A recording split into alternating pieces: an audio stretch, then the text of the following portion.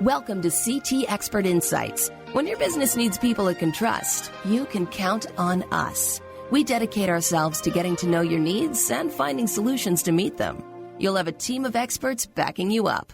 Hi, I'm Greg Corombos. Our guest this week on Expert Insights is Devlin Fisher, Global Sales Support Manager at CT Corporation. He joins us today to share the latest trends in mergers and acquisitions for law firms from a global perspective. And Devlin, it's great to have you with us. Thanks for your time today. Thank you, Greg. Well, we've certainly seen adaptation and evolution in a number of ways over the past year, but what practice areas are you seeing grow the most when it comes to global work? Great question to start off this podcast. And the answer to is a bit of industry and overall economic insight, but it's also a bit of common sense. You know, we all know that opportunities exist for law firms during both strong and weak economic conditions, but the challenge then becomes being able to identify where those new opportunities will be. It is easy to follow and react to new client requests coming in, but we, as legal professionals, need to be able to anticipate where work will grow so that rather than being reactionary to our clients' requests, we can be proactive and ready to serve our clients when the work actually does come in. Clearly, the ongoing COVID-19 global pandemic has been the driving force behind global work since the pandemic began in early 2020. Transactional deals that were scheduled to be closed in 2020 were put on hold or abandoned altogether. A lot of well-thought-out plans had to be changed or scrapped entirely from law firms and customers alike. You know, companies had to abandon their plans and go back to the drawing board to revise their outlooks and re-strategize what they would be doing going forward in light of all these challenges that they were now facing due to the global pandemic. And in this process, we've seen several areas of legal work grow. As a result, we are seeing a lot of additional work in M&A. Now, these are both those deals that were put on hold in 2020, which are now being implemented, as well as new deals that are a result of strategic opportunities that the global pandemic created. But we're also seeing a huge uptick in bankruptcy filings, especially in the transportation, energy, and hospitality industries, and the related due diligence work that bankruptcy work brings in. We are also seeing a lot of companies reorganize their existing organizational structures. You know, companies are taking a new look at the way their organizations are structured and deciding whether or not it is set up in the most efficient way possible, given the current market conditions. And in a bit of optimism here, we are also seeing new organic growth as companies look to expand their operations in new jurisdictions where new opportunity exists. In addition to this work, as the economy stabilizes and the global pandemic is in our rearview mirrors, we will likely see additional intra-industry consolidations, diversification, and vertical integration as businesses really attempt to solve the problems that the global pandemic created. Knowing all this is important for law firms because all these actions and trends will create additional legal work for law firms, and firms need to be ready to assist their clients when the work comes in. I hope that answers your question. It does. And it also whets the appetite for more here because we've talked about what's changing. Let's shift a little bit and talk about where things are changing. What are the most common foreign jurisdictions that law firms are doing work in over this past year?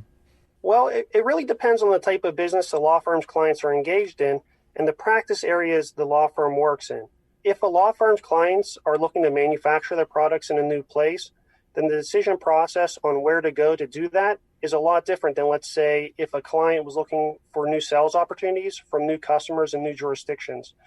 But on the whole, if a law firm's clients tend to be existing global organizations, we are seeing them seek to reorganize their existing global operations and organizations. And as a result, we are seeing a lot of work in those traditionally global jurisdictions for U.S.-based companies like Canada, like Mexico, like the United Kingdom, where they are taking their existing organizational structures and changing them, changing both the types of entities they utilize in those jurisdictions, as well as inter-organizational ownership structures for specific strategic benefits. Now, on the other hand, for those law firms whose clients tend to be newer organizations that have never done anything global in the past, we are seeing a lot of law firms advising their clients on the best way to enter these new jurisdictions, given what their anticipated business activities will be. These clients tend to have a desire to go to new jurisdictions, but really don't know how best to do that. You know, every day I get requests from law firm customers asking me how best to enter new places like China, like India, South America, and other developing economies. And I really provide that support to guide them in doing just that.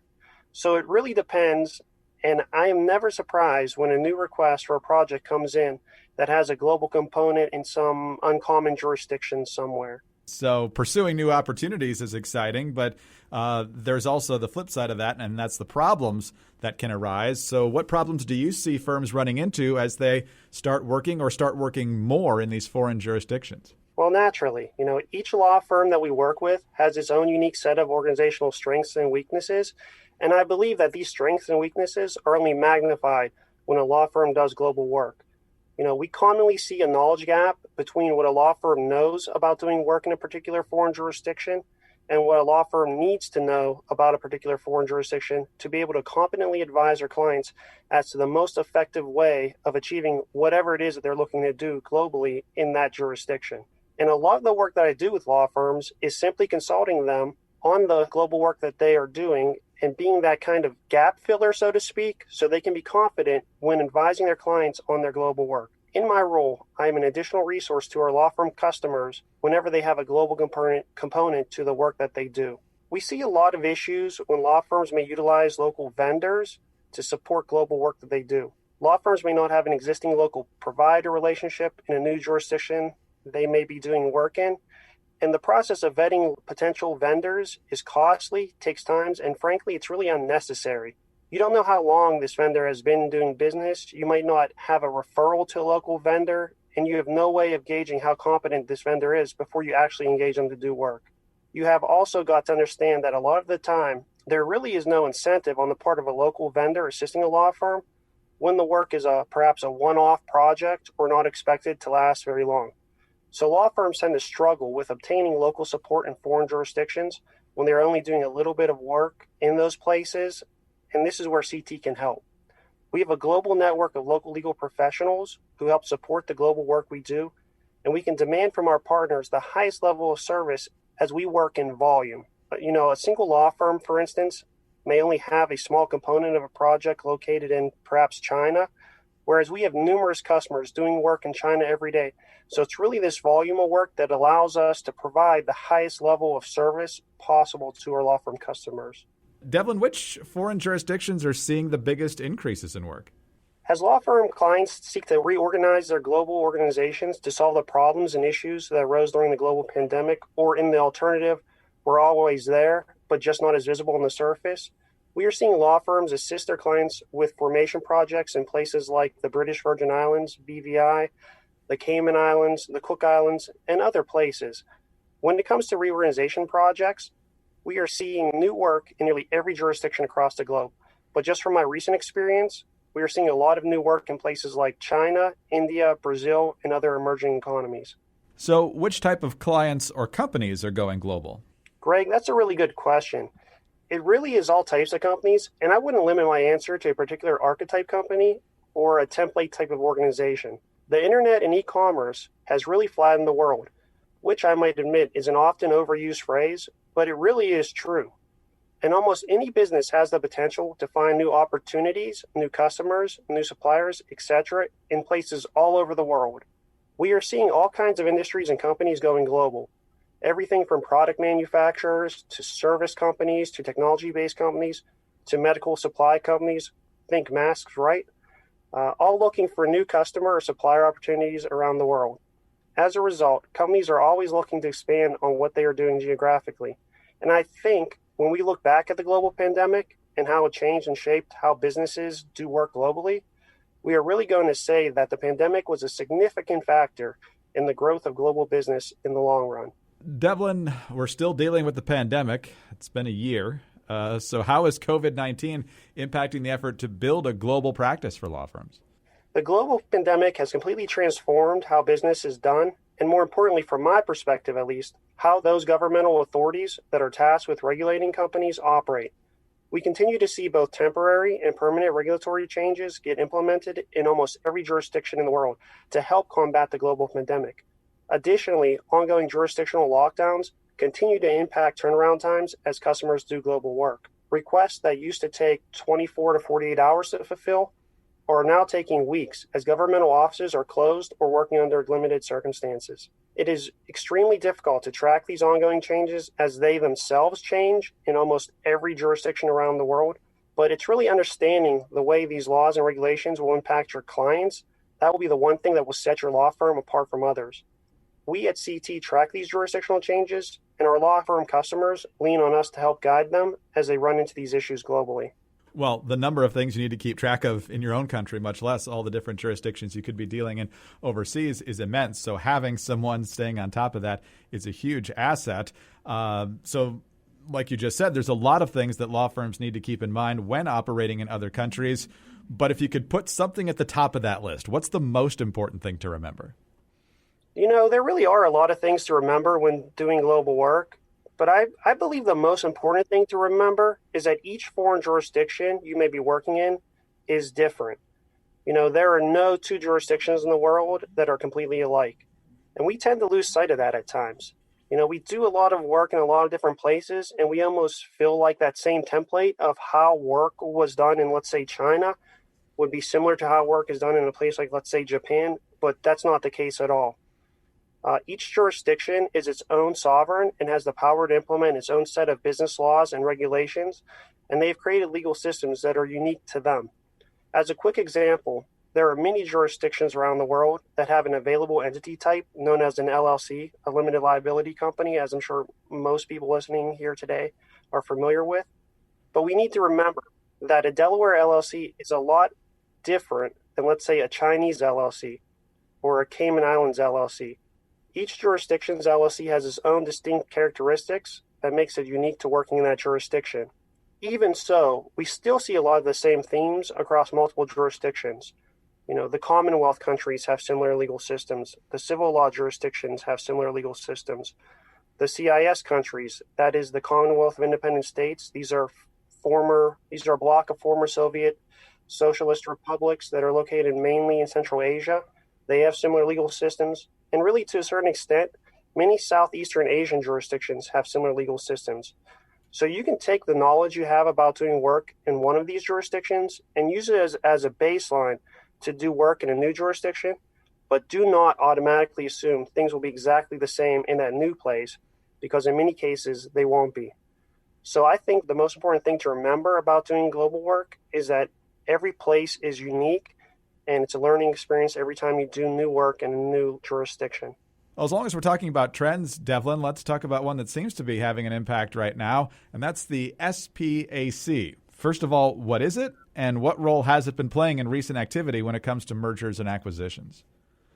SPACs really are one of the hottest trends of 2020 and now 2021 M&A work overall. Basically, without going into a lot of the minutia and detail, an SPAC, or a special purpose acquisition company, is a shell corporation. So it's one that has no business activities of its own, that is listed on a stock exchange with the purpose of acquiring a private company, thus making the private company public without going through the traditional IPO process, which can be cumbersome and very involved. Law firms may form an SPAC for their client, so their client can use that entity to pool investors' money as part of a strategic acquisition. Even though the concept of SPACs have been around for decades, 2020 and thus far in 2021, we have seen a historic spike in the amount of capital that has been raised by utilizing them. We are seeing a lot of law firm customers request assistance from us with the forming of these types of entities. Devlin, how is CT supporting law firms with global deals, as well as the uptick on M&A activity?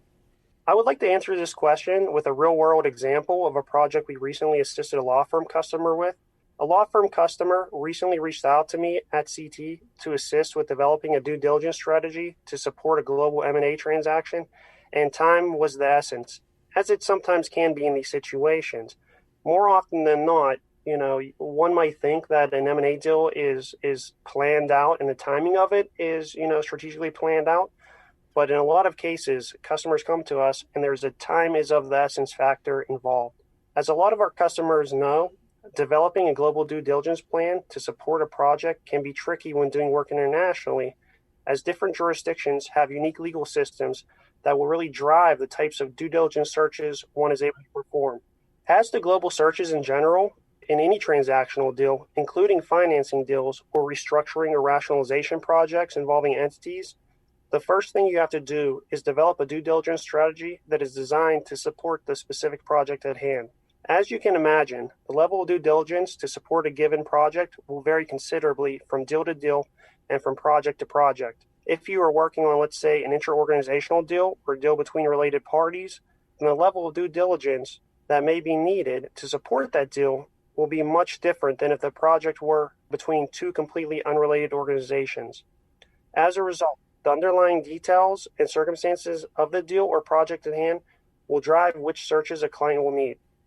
Given this, I asked the law firm customer to provide me with a little background information on what the underlying deal or project was, which then allowed me to help guide them through consultation in creating a custom tailor-made due diligence solution to support their work. On that particular project, there were a number of global entities involved in several different jurisdictions around the world.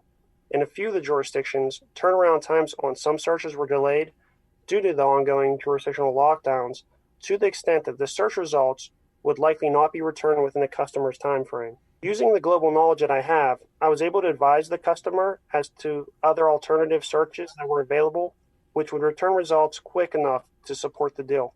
In that way, we were ultimately able to choose searches that were designed to get them the information they needed as efficiently and cost effectively as possible, all within the short time frame they were working with. As another quick example, we recently had a law firm customer reach out to us to provide support for a large uptick in global M&A work that came through their door. The law firm was initially hesitant in taking on this additional work, as their M&A group and supporting teams were already working at full capacity, and this uptick in their work was not anticipated to last forever. It was really only anticipated to last maybe the next 3 months. As a result, they needed a solution that would allow them to take on this additional work, and they reached out to us at CT to help support this work. We were able to provide the customer with the due diligence support and other ancillary services needed to be able to do the work, thus allowing their attorneys and support staff to free up time focusing on more strategic aspects of the deal. As a result, they were confident that they could take on the additional work, and they did just that. By leaning on a trusted partner like CT for support and ancillary services, a law firm can adjust to short-term market fluctuations in the amount of work that they can take on without degrading the level of service they are able to provide to their clients. This just goes to show that the complexities of doing global business are vast, and law firms need a team of specialized subject matter experts who can assist them, and CT is here to help. We have consultants, including myself, standing by who can help law firms as they assist their clients with whatever global project they may have. Devlin, fascinating to see all the developing trends and to discuss them with you. And hopefully it's reassuring for our listeners to know that CT is there to help in all the complexities along the way. Thanks so much for being with us today. Thank you, Greg. Devlin Fisher is Global Sales Support Manager at CT Corporation. I'm Greg Columbus, and for more information on this topic, please call CT at 844-787-7782.